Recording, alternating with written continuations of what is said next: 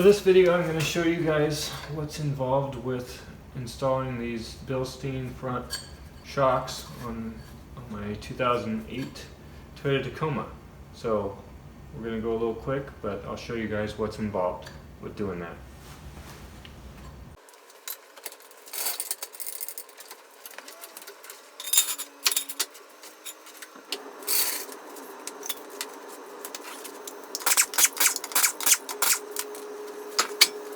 So now that I have the wheel off, I'm going to undo this speed sensor harness just from the mounts.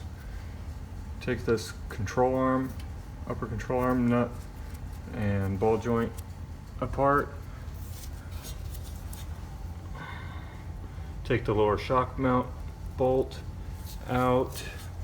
I might end up loosening the sway bar and then unbolting the sway bar from this knuckle.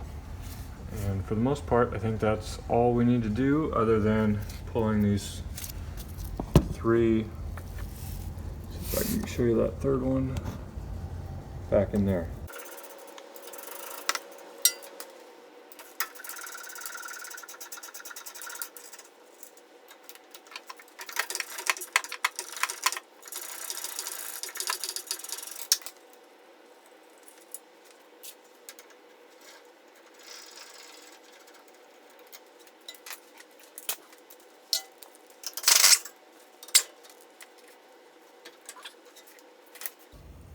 So as you can see, I undid the brake line mounts here and here, and then also the speed sensor mounts.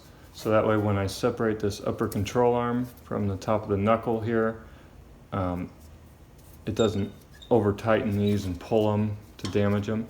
So you need to do that in order to get the right clearance. So now I'm going to take apart the sway bar link from the knuckle. This will be a 19 millimeter.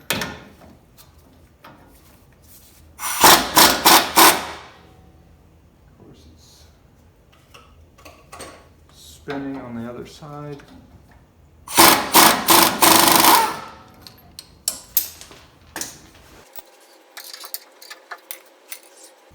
Now that won't come out of there very easily, so I think what I'm going to do is just loosen this bracket a little bit so we get some more flexibility out of that sway bar.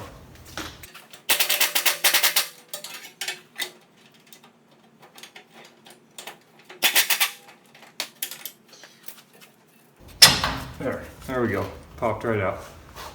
So in order to get this ball joint apart, you have to take this little clip that goes through this joint. Basically, you just pry it up and it slides out.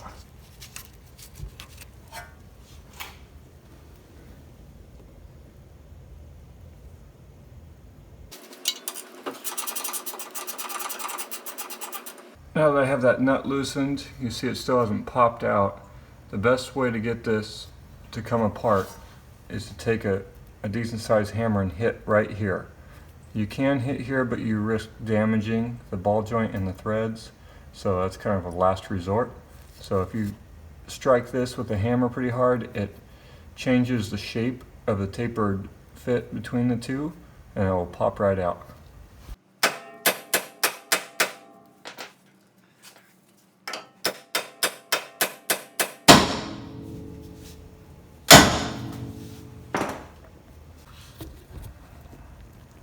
Now you can see I left that nut on there so it wouldn't pop all the way out. That way you control how the suspension comes apart a little easier.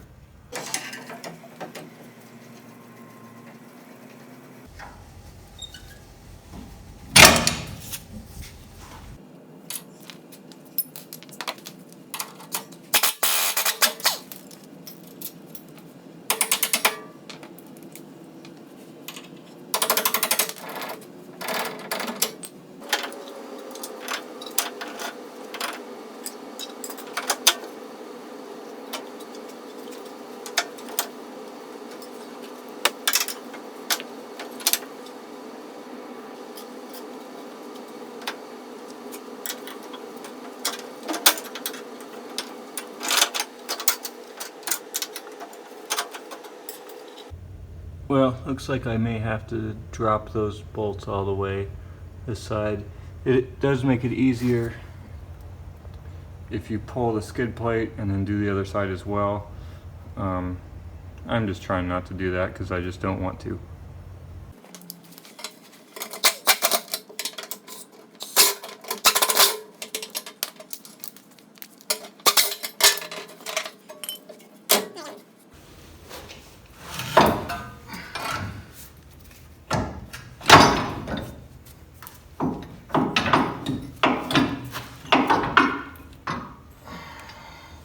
At this point, I'm going to take the spring off the strut, and to do that you need to use a spring compressor, something like this.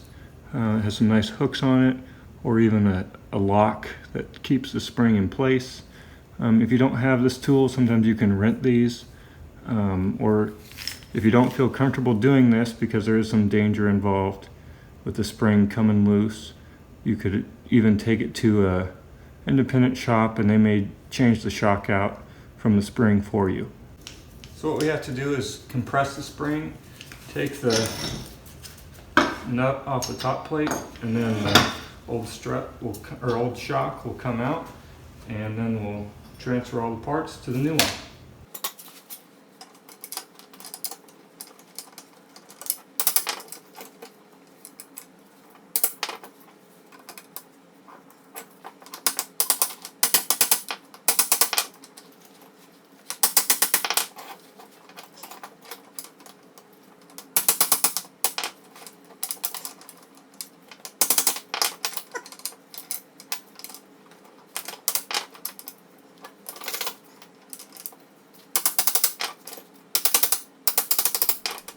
If you're interested in finding these shocks, I did buy them on Amazon, and I did post a link in the description below.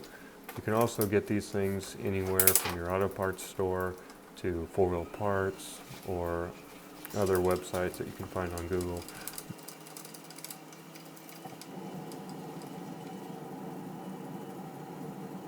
Now after you got those compressors installed on the spring somewhat 180 degrees off from each other, you start tightening them evenly from the left side to the right side, get some nice even pressure, and then hopefully you'll be able to get that nut off the top of the strut and remove it pretty easily.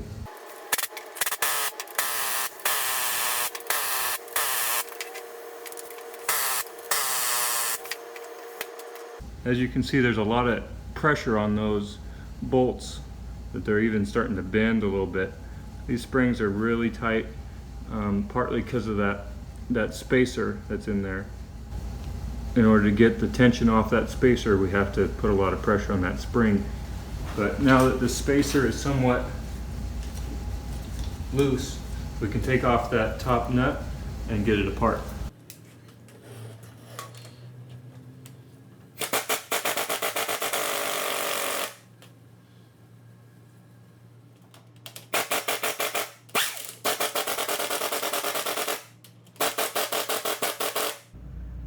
What's happening is the shaft or the rod of the shock is spinning with the nut. So you can hold this here and undo this with a wrench, which I might have to do, but sometimes you can get the wrench on there and just kind of burst it a few times and it starts to come free, or I can reach in there with some pliers and hold that shaft. So anyway, it can be a little bit of a pain.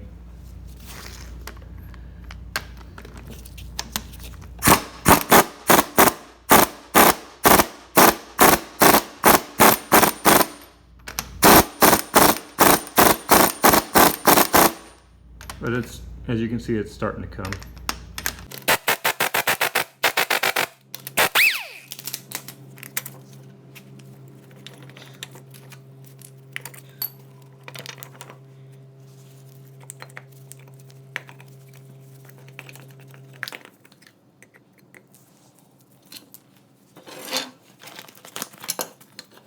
There we go. So as the spring sits, you want to be careful that if something were to happen and these brackets were to break or slip, that it doesn't spring loose in any direction towards you. Just keep yourself out of harm's way. The nice thing about these Bilstein struts that we're putting in, they have adjustable ride height positions. So you set this snap ring in the groove that you want, and that will affect the bottom length of the whole assembly. So it will give you a lift if you would want it, or be down at the stock level if you want it. So I want it to be as much lift as we can get out of these things. And then plus I'm going to leave on this 1/2-inch spacer on top. Depends who you listen to, this may not be recommended either by Bilstein or other people online, but we're going to give it a shot, see how it does. If anything rubs, we'll take it out and go from there. With that said, we'll start putting it back together.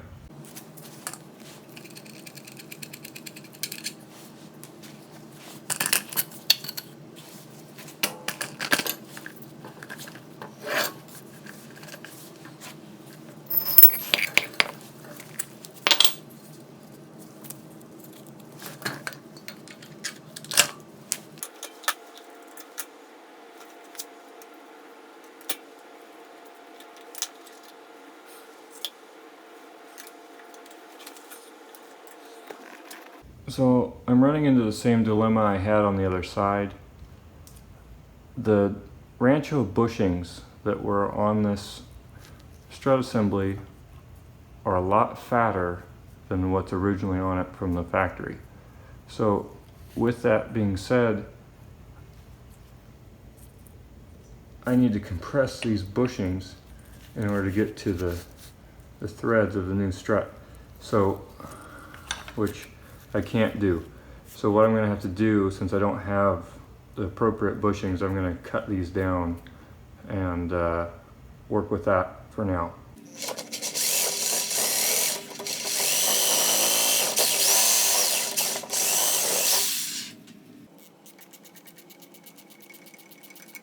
Probably the most important thing when setting up these shocks is to remember the orientation between the top plate studs and the bottom mount. If you don't have these in the right orientation to one another, you'll get the top plate in and you won't be able to get the mount in the right location, and it's really tough to change their orientation with spring pressure.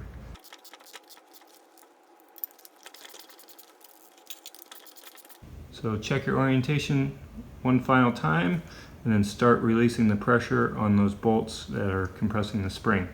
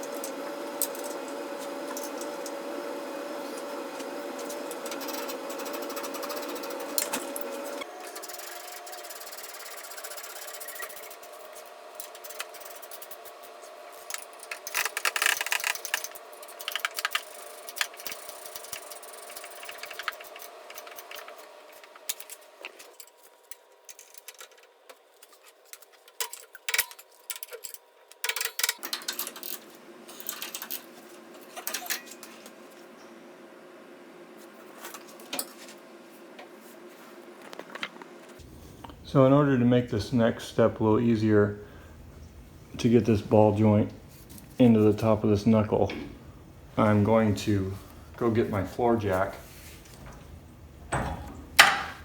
and lift the bottom ball joint up so that this guy can come into contact a little easier.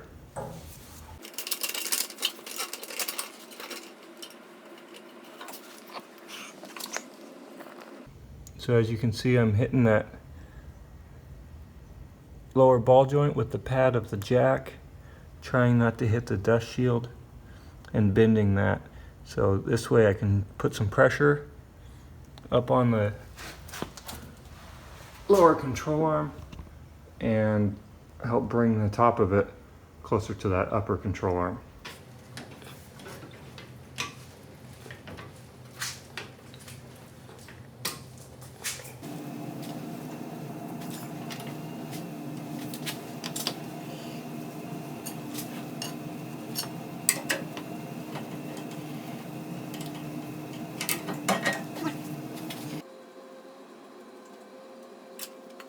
This joint for the CV shaft, the front right axle, popped out, and it stayed in the boot and everything, but it didn't want to go back in right away, so I had to rotate the shaft. Then it slipped back in the joint.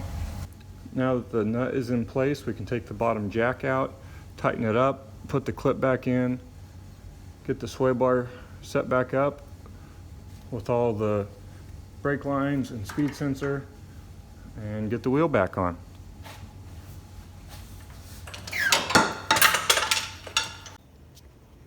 So by far the hardest part of this job, at least the way that I did it, was dealing with the sway bar. And you know, it would have been much easier if we would have just unbolted it here and then also undid it on the other side after removing the skid plate, which only has like 4 or 5 bolts, and they're not that hard. They're all 14 millimeter, and then it would have just swung out of the way. It wouldn't have been a big deal at all. But other than that, it's really not too bad of a job to do. So in case you're wondering, tool sizes, these uppers are all 14 millimeter, same with the sway bars, and as far as the other ones go, they're all 19 millimeter for the mount, 19 millimeter for the ball joint. These guys are 12 millimeters, and this little guy is a 10. I ended up putting this castle nut by accident on this lower mount bolt for the shock when it's not supposed to be. It's supposed to have this nut, and then this one is supposed to have the castle nut with that clip. And when I went to grab the clip to put it in, I realized that hole is not exposed in order to get that clip in like this nut would have given it. So I got to swap that out, and we'll go from there. But no big deal, we just got to catch it as we go.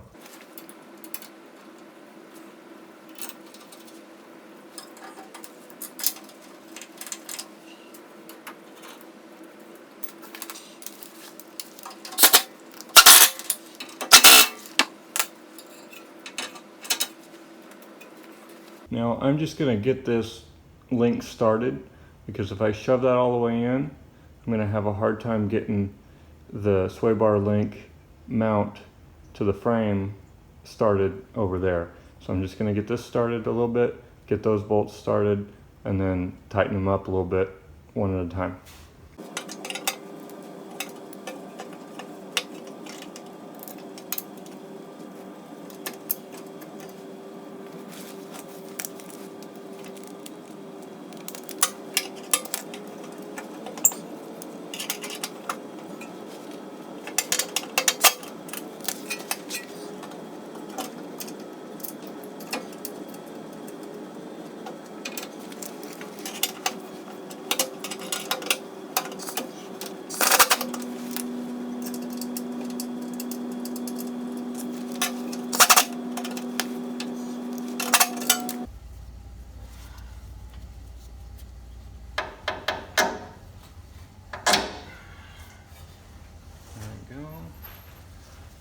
Tighten these up. I go the right way.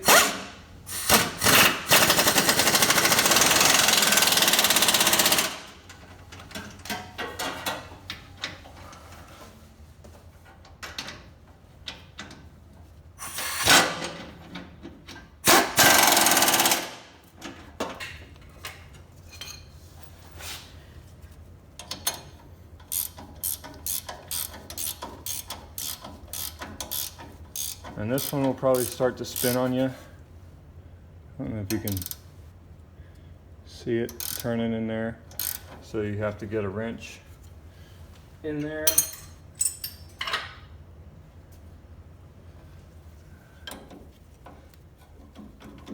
at the same time.